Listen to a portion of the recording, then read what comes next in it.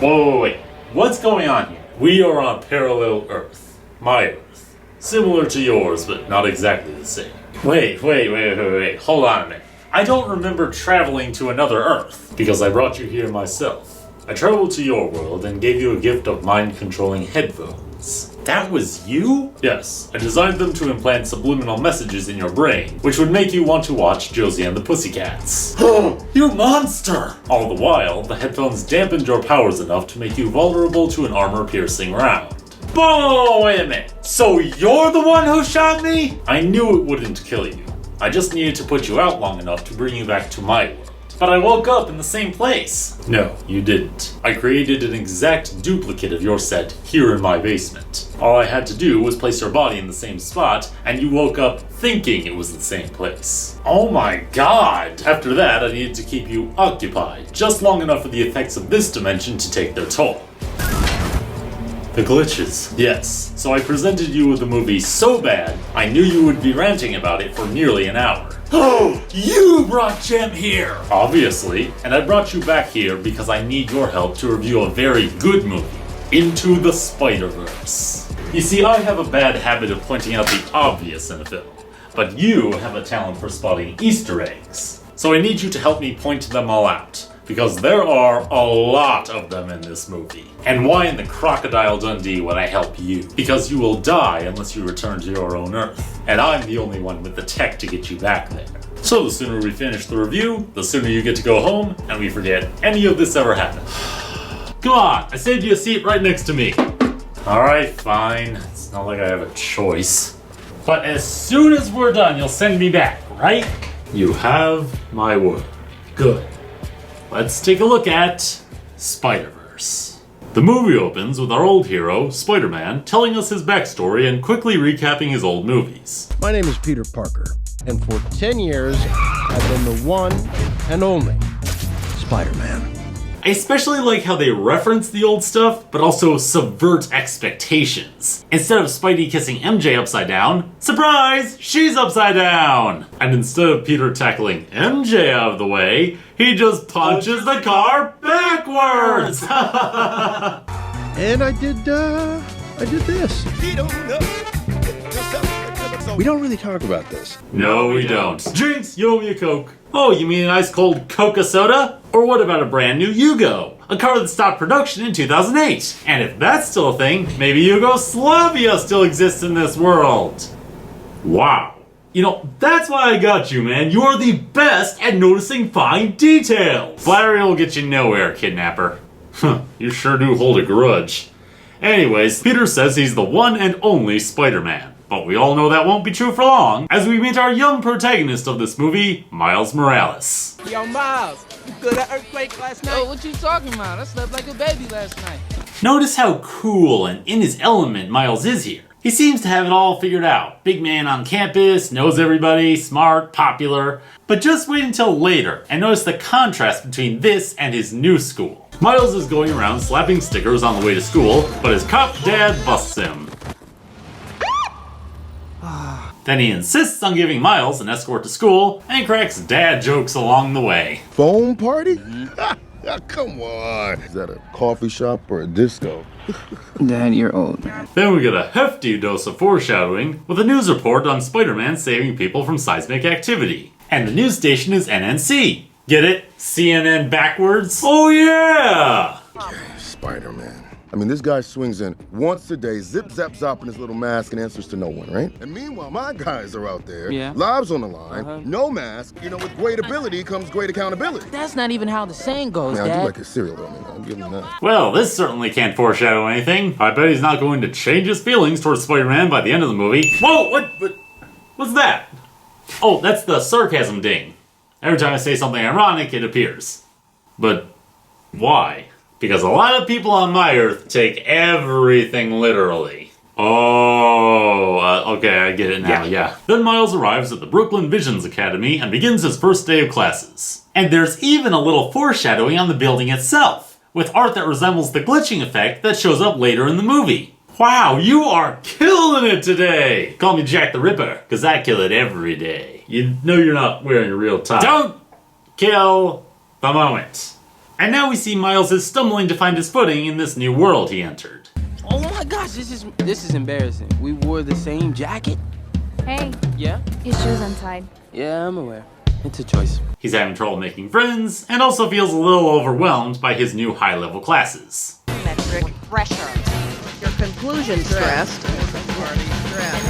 La T se pronuncia como Z.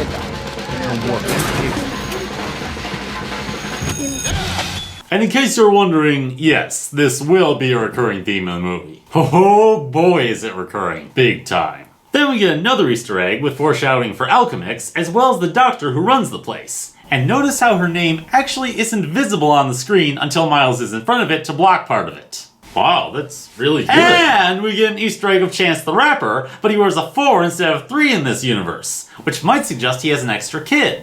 Or maybe the Holy Trinity is a holy quartet in this world. Dude, you are Babe Ruth! Knocking it out of the park. You know it! We should get back to business. True. So Miles tries to fail his classes on purpose so he can go back to his old school, but his teacher is wise to his game and won't let him quit. The only way to get all the answers wrong is to know which answers are right. You're trying to quit, and I'm not gonna let you. Okay, this lady deserves a medal. This is the kind of educator we need in schools. The kind who actually cares about her students learning, not just passing. Oh, so that's what that was. On my Earth, we just replaced all tests with trial by combat. Wait, what? Yeah, that's probably why humans are on the brink of extinction. On a positive note, the Earth is a lot cleaner. So to get out of the doldrums, Miles heads across town to visit his Uncle Aaron, who is kind of like the cool big brother we all wish we had, but none of us actually have. It's a new girl. Actually, she's kind of into me. You know about the shoulder touch? You walk up to her and be like, hey.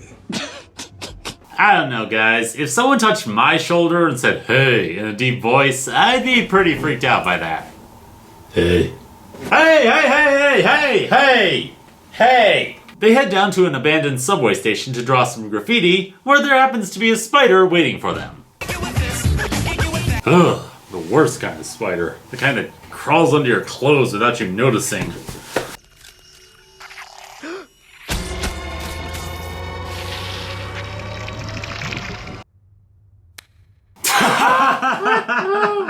This is the moment where he becomes Spider-Man, and he treats it like it's just a regular Tuesday. The next day, Miles notices his pants don't fit anymore, and he suddenly thinks in narration boxes. I gotta get pants. Wait, why is the voice in my head so loud? What?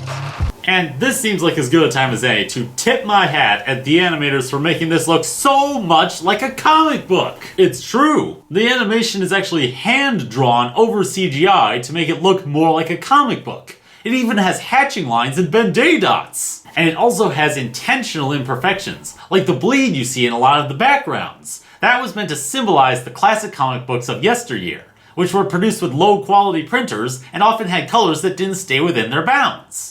Then Miles meets Gwen Stacy, who for some reason is being very secretive with her name. I'm Miles. I'm Gwanda. Does Gwanda live in Wakanda? Do the shoulder touch now before she walks away. Hey. And that's how you become a sex offender. Oh, no. What happens next will get him on that list. See you. Hey. Okay. Hey, don't get your goop in my hair! Okay, I have a plan. I'm gonna pull really hard. That's a terrible plan. Now, here's what I really don't get. As soon as this happens, Gwen knows he has spider powers. So why doesn't she try to train him to use them? Starting with how to unstick from something. Well, let's be honest. Miles is freaking out here. And he can only unstick when he calms himself down. It's kind of a self-fulfilling prophecy. Oh, yeah. So after successfully making a fool of himself in front of his crush, Miles gets caught for sneaking out after curfew the night before. I know you snuck out last night, Morales. Play dumb. Who's Morales? Not that dumb.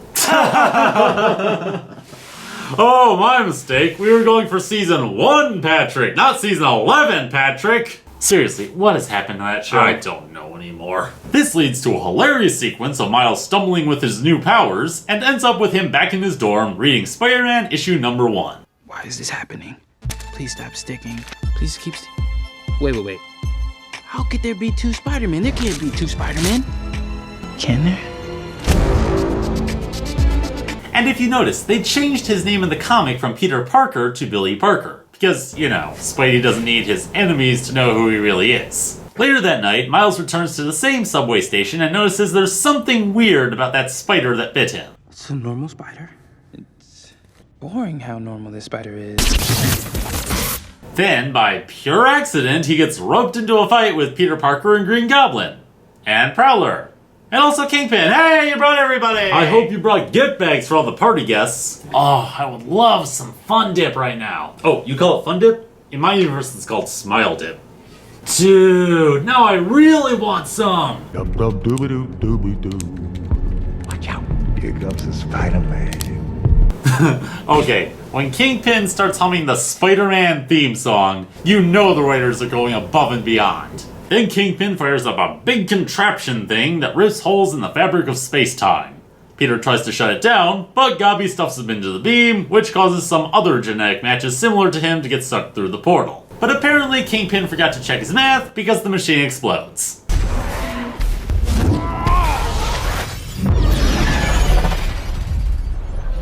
And somehow doesn't kill anyone? Really? I know what you're trying to do. And it won't work. They're gone. Hulk smash! Oh, wait, sorry, that's a different guy. Way to kill the most heart-wrenching moment. Spider-Man is dead! And Miles just witnessed his murder!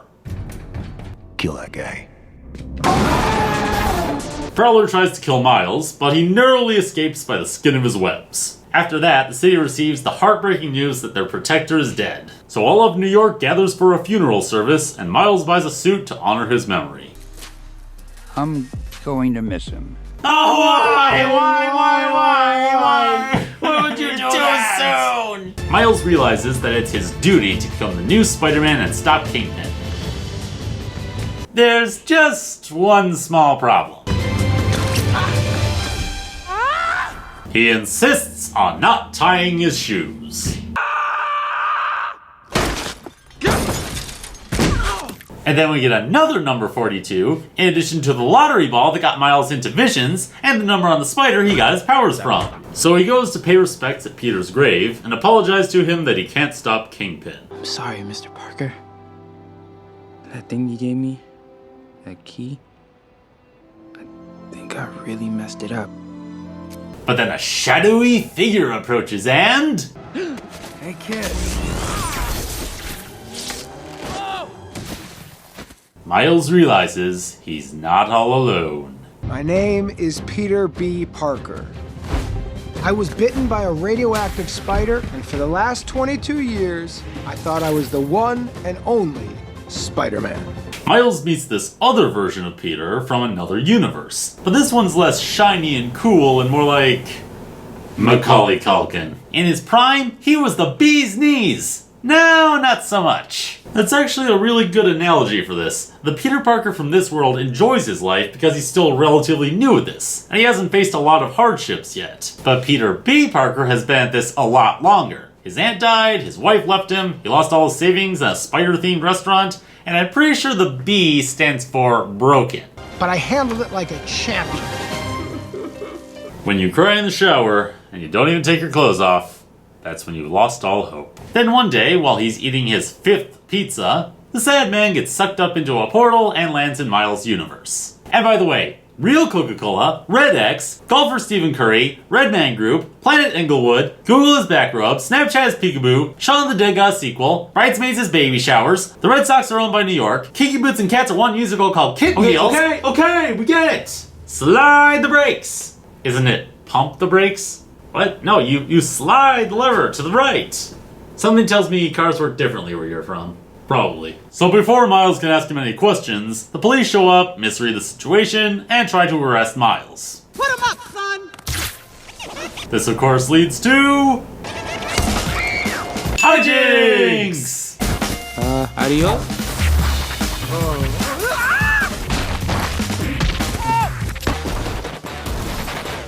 Looks like a child dressed like Spider-Man dragging a homeless corpse behind a train. Hey, for the real NYPD, that would be a slow day.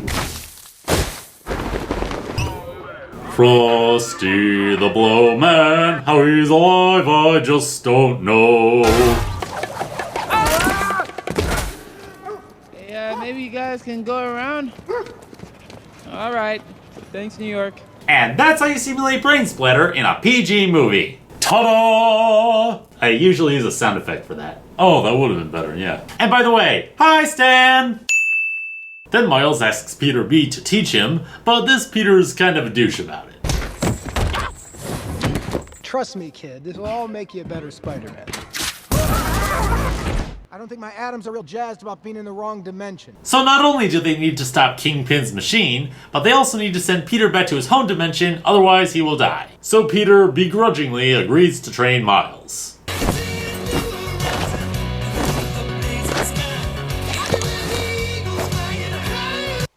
And it's a no on the cape.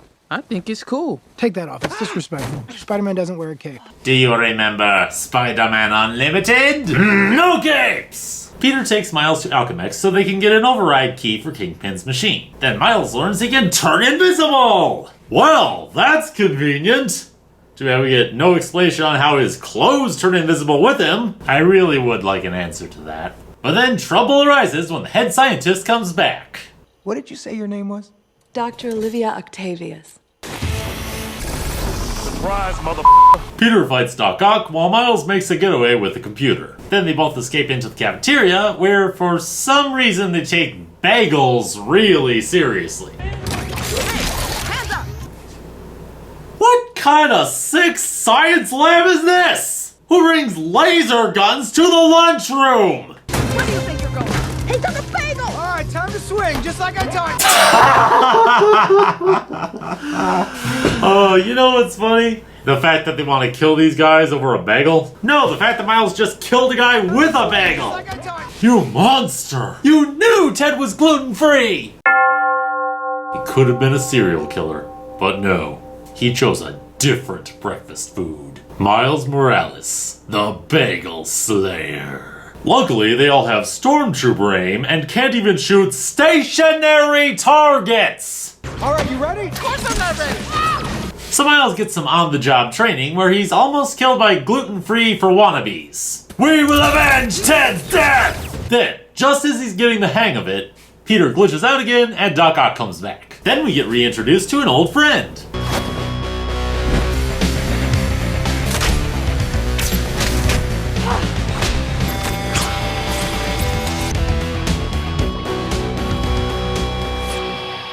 Hey guys. Best entrance ever! Alright people, let's start at the beginning one last time. My name is Gwen Stacy. I was bitten by a radioactive spider. And for the last 2 years, I've been the one and only Spider-Woman. Gwen reveals she is from yet another universe, and when she got sucked into this one, she was sent back in time 1 week. Which is why she was at Visions to greet Miles, even before the dimensional machine was used. The trio then head to Peter's Aunt May's house, who happens to be voiced by Miss Frizzle. No, the real Miss Frizzle. There you go. She takes them down to Peter's secret lair, which has so many Easter eggs, it's crazy. Just look at all these different suits for one. You got the classic suit, Iron Spider suit, Spider Armor Mark II, What If suit, Big Time suit, even the new PS4 game suit. Notice how Miles doesn't quite measure up yet to this suit, symbolizing how he's not yet ready to become Spider-Man. But we will revisit this later, when he is ready. Yeah, stay tuned for that. We then meet 3 more Spider people. SPDR, a Japanese mecha suit, Spider-Ham, a cartoon pig, and my absolute favorite, Spider-Man Noir, voiced by Nicolas Cage. In my universe, it's 1933, and I'm a private eye. I like to drink egg creams, and I like to fight Nazis. A lot.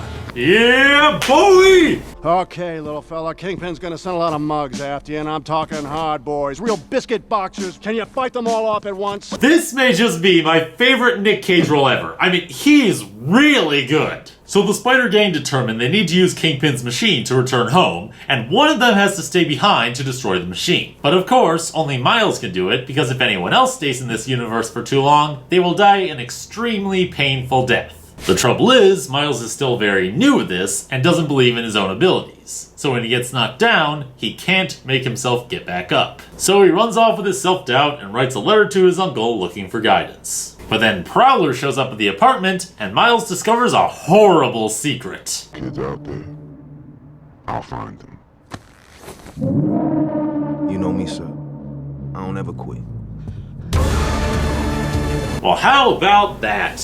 One brother upholds the law, the other breaks it for a living. That must be one awkward Christmas dinner, right? My uncle, he's the Prowler. Slow down. He works for Kingpin. He tried to kill me. This is a pretty hardcore origin story. That's why Nicolas Cage is an underrated actor. But then Miles realizes he was followed, and all his enemies brawl the Spider Gang. Do you mind taking this outside? We don't pick the ballroom, we just dance.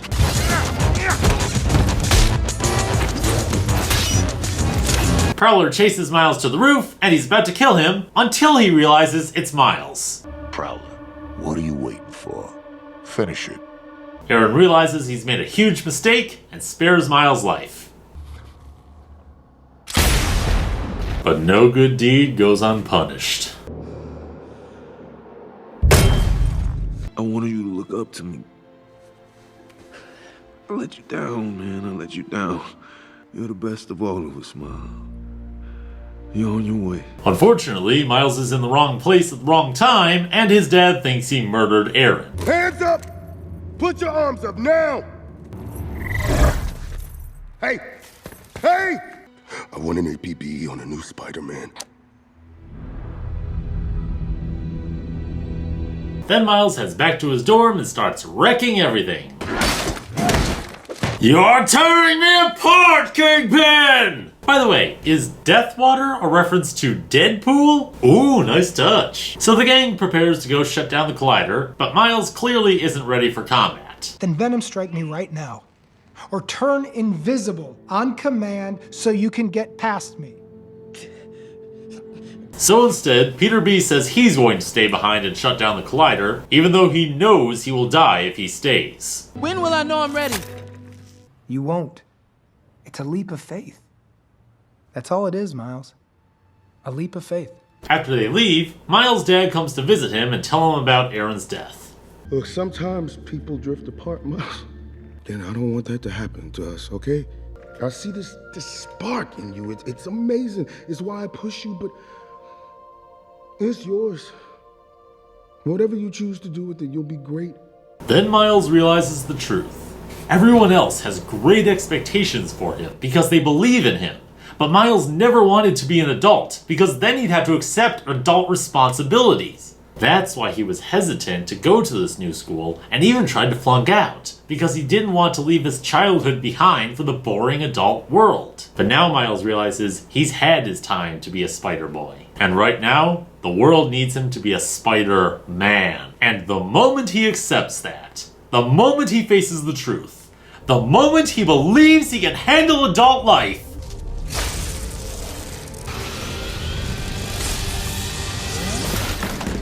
that's when he masters his powers. Took you long enough. Miles returns to the Spider Cave, where he revisits the same suit he looked at earlier.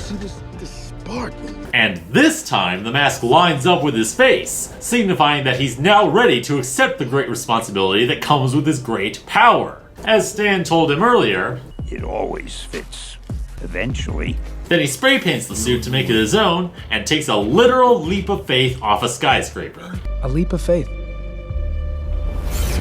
What's up, danger? And if you'll notice, he breaks off shards of glass when he jumps, because in order to unstick, you have to be calm. And Miles is still very nervous here. But he proves his belief in himself when he web slings at the very last second, trusting that he will survive. Can't stop me now. Travel 200 miles, I'm knocking at your door. And I don't really care if you ain't got Then he even makes web slinging his own by combining it with some sweet parkour.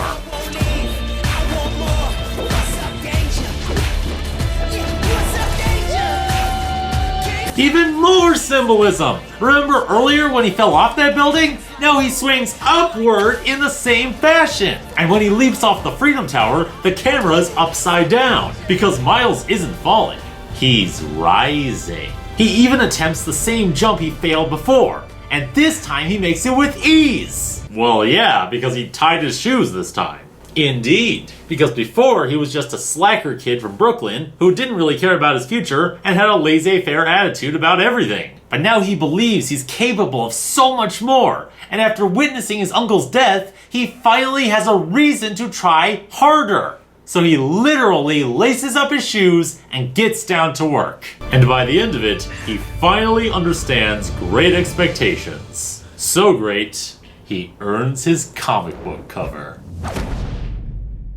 Meanwhile, across town, Kingpin fires up his collider and the city starts going haywire. Then the Spider Gang gets ambushed by henchmen and the Sinister Six. Goodbye, Peter Parker. I don't think so. Who did that? Miles? Spider-Man? Wow, Miles! You're doing it on command! It's about time, right? Then the dimensions themselves come through the machine and it gets trippier than Scott Pilgrim. They reverse the machine to send everyone home, and Miles is left to finish off Kingpin alone. You're not stopping. Not today. I am stopping this. Right now.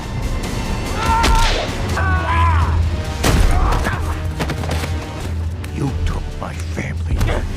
Now I'm gonna make sure you never see yours again.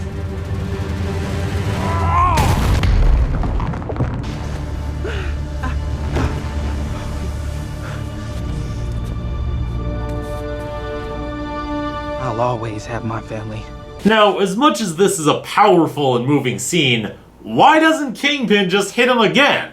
Well, obviously, he thought that, Kingpin is not very smart. No, he's really not.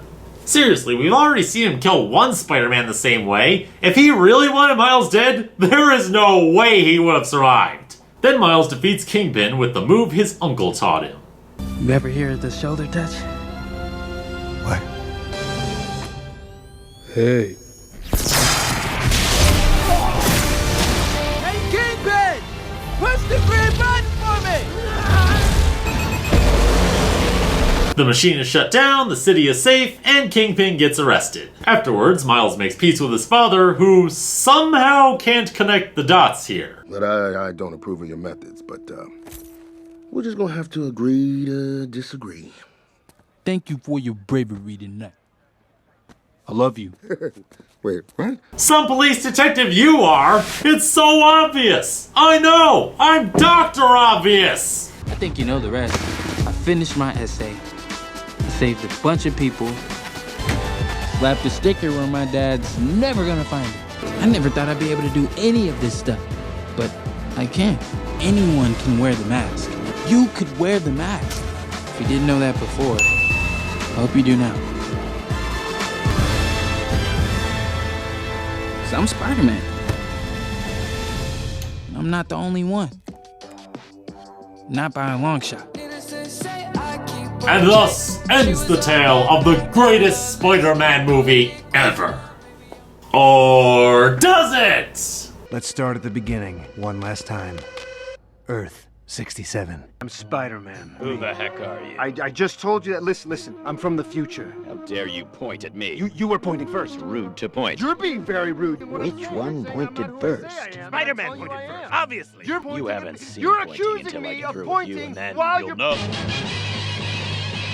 Okay, that was the perfect ending to the perfect movie. That was truly amazing. What is up, Danger? Yeah! Well, now that we're all done with that, how's about we get me home before I disappear completely? Huh? You're far too trusting. You really thought I would just let you leave? Ever since I saw this movie, I've been curious how it looks when someone disintegrates entirely. So you'll be here until your death, which should be in about, 5 seconds. And I can't wait to see it. Well then, I hope you brought a mirror. What? What's happening? You think I'm a fool? I know not to trust anyone who kidnaps me. Which is why the moment you turned your back on me, I decided to return the favor. I shot you in the back of the neck with an amnesia dart, just long enough for me to put you out cold and find your portal generator. I took out the batteries, damn it. Then I simply recreated your set in my basement. All I had to do was keep you occupied long enough for the effects to set in. You'll pay for this, you hear me? Hey, you wanna hear a joke? No! Too bad. My ex-wife still misses me. Not that thing again! You're not listening. I said my ex-wife still misses me. You finish that sentence, I swear to God! Swear to me! Please, just send me back. I'll do anything. I'll give you anything. The only gift you can give me is your blood. My ex-wife still misses me, but her aim is getting better!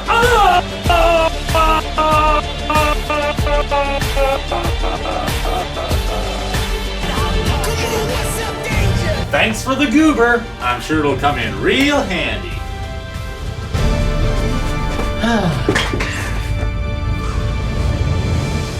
Well, that was a good movie.